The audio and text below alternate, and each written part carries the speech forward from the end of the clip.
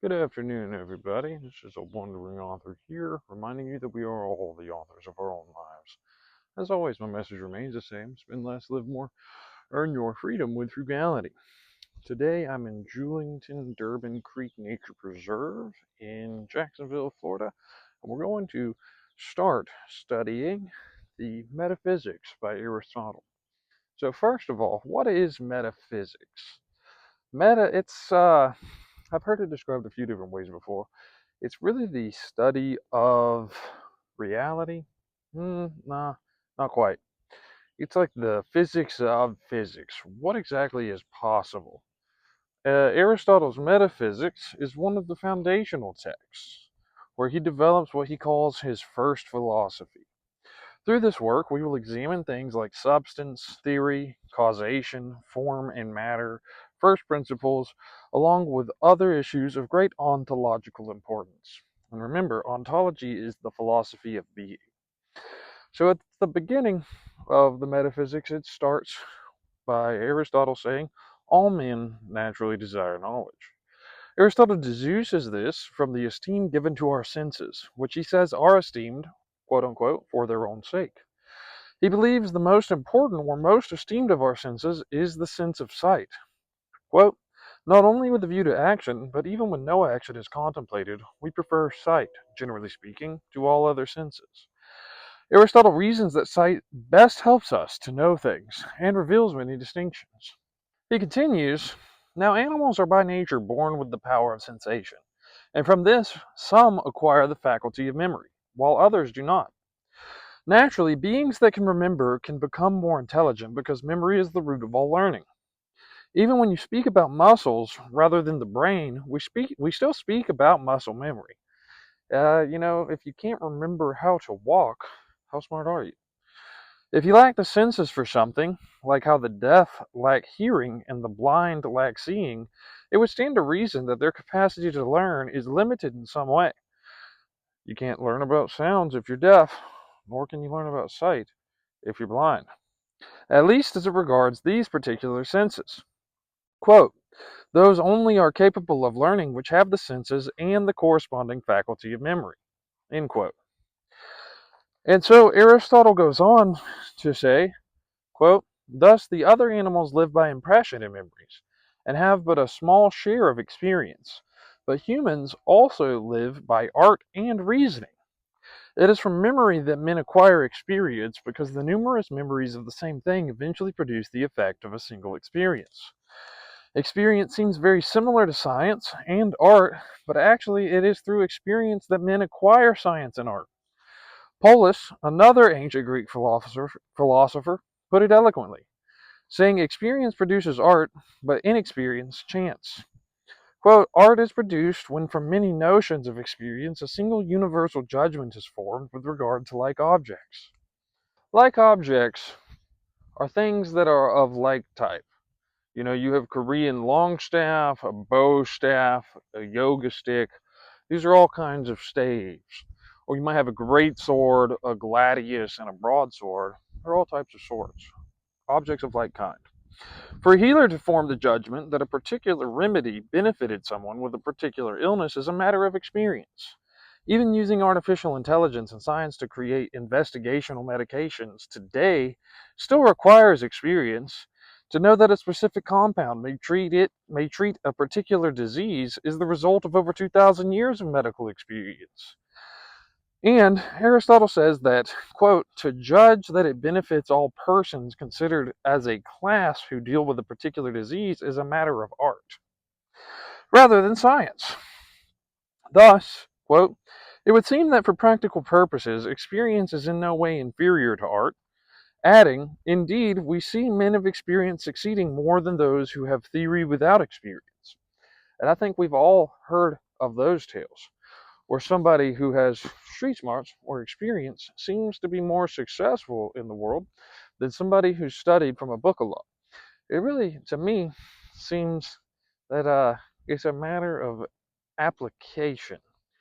Aristotle lived at a time, you got to remember, back then they didn't have iPhones nor many other things that we would consider. He was just at the cusp of the Iron Age. And so they still mostly farmed for a living. Even the sciences that he was discovering, he was right at their inception. So he didn't necessarily know what the kind of knowledge he was discovering was going to lead to whenever he was around. All he saw was that there was no practical purpose for it. He was just very interested in science. Now, as far as art versus science, for Aristotle, this results from experience being a matter of particulars, while art is one of universals. A particular is exactly like we all know a dog might bark. That would be a universal. If a dog is threatened, a dog barks. However, how is this dog going to bark, this Chihuahua, versus this Great Dane? There's not actually one here. However, to look at a Great Dane and a Chihuahua, two actual dogs, that's a matter of particulars rather than universals. Actions and their consequences are always concerned with particulars. Doctors or physicians are not curing man in the abstract, they cure an individual person. So if I got sick, a doctor would cure me, a wandering author. Today we know that genes and gene expression affects how one might respond to a medicine, healing some while inducing an allergic reaction in another. However, even with gene expression and other matters like this, there's still an individual art to actual healing. So, if a man has theory without experience and knows the universal, but does not know the particular contained in it, he will often fail in his treatment. Quote, nevertheless, we consider that knowledge and proficiency belong to art rather than experience. Aristotle wrote that for this reason we consider artists as wiser than men of experience, because the artist knows the cause and the men of experience do not. The artist of a physician would be able to cure an individual person with a very particular remedy for that person based on his proficiency and talent, which is more than just experience as Aristotle is using it here. It is derived from experience, however, it's not the only constituent or part of its constitution. For the experience, know the fact, but not the wherefore. And remember, a wherefore is the cause for something. As we get into the Metaphysics by Aristotle, we're going to be investigating causes and principles. However, yet the artists know the wherefore and the cause. By the way, wherefore means for what reason, or as a result of, so similar to the word why. An artisan may do something without understanding how it is done. Aristotle compares this to the natural qualities of certain inanimate objects. An artist makes art in storm, clouds, rain. A craftsman may be considered greater in some ways than the artisan. Quote, not because they do things, rather they have a theory and know the causes. In general, the sign of knowledge or ignorance is the ability to teach, and for this reason we hold that art rather than experience is scientific knowledge. For the artist can teach, and the others cannot. With this in mind, we can distinguish our senses from wisdom. Although our senses are the primary way of gathering knowledge of particulars, they do not tell us why. Senses can tell us that a flame is hot, yet the senses do not tell us why the flame is hot. Therefore, it is probable that the inventor of any art was seen as wiser or superior to other men, and those who developed the arts of passion even more so, because their expertise was found in matters beyond mere survival. Remember, back in the day when Aristotle was writing this, they were not far from being hunters and gatherers. They had just gotten out of the Bronze Age collapse. And so many new sciences, even math was a new thing. And practical sciences seemed to come about first. And only after these arts were developed was there this room or space for people to investigate other arts, those unrelated to either survival or pleasure, and first in those places where men had leisure. Thus, the mathematical sciences originated in the neighborhood of Egypt, because the priestly class was allowed leisure. Wisdom, we assume, deals with primary causes and principles. And for this reason, we say a man of experience is wiser than those who have the mere power of sensation, and still the artist is assumed to be wiser than the man of experience, since they have knowledge of universals and particulars. So wisdom relates to the knowledge of the particular, rather than the universal, and knowledge refers to the particular, according to this view. And as we investigate this type of knowing, we should consider what belongs to wisdom. We might consider the man of wisdom and the opinions we have of the wise man. and of wisdom itself. The wise man could be said to know all things, so far as it is possible, without knowing each one individually. The man of wisdom is he who comprehends difficult things. The wiser a man is in a particular branch of knowledge, the more informed he is regarding the causes of everything within this field of knowledge. Aristotle notes that though none of our senses are regarded as wisdom, the senses give us the most authoritative knowledge of particulars. And keep in mind here, most of us don't really spend time talking about causes. However, this is literally causation of each thing.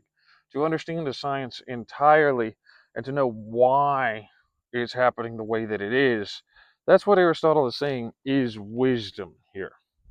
Or at least, that seems to be the crux of it.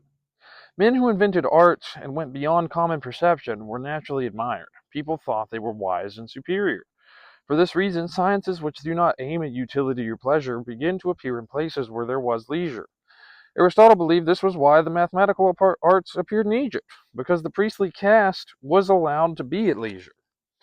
And so once they were able to look at things beyond utility, survival, and recreation, they started to just study knowledge for knowledge's sake. All men suppose what is called wisdom to deal with first causes and the principles of things. Aristotle motions that the theoretical types of knowledge pertain more to wisdom than productive types, and that for this reason, wisdom clearly deals with certain principles and causes. So, that is the end of part one of book one of the Metaphysics by Aristotle. I believe there are 8 books total. However, I'm not sure off the top of my head. This is a wandering author here, reminding you that we are all the authors of our own lives. As always, my message remains the same: spend less, live more, earn your freedom with frugality. My questions to you remain the same as well. What are you guys doing in order to inspire, uplift, and empower your local community today? Because this world isn't changing unless we all do our part. You can count on me to do mine daily.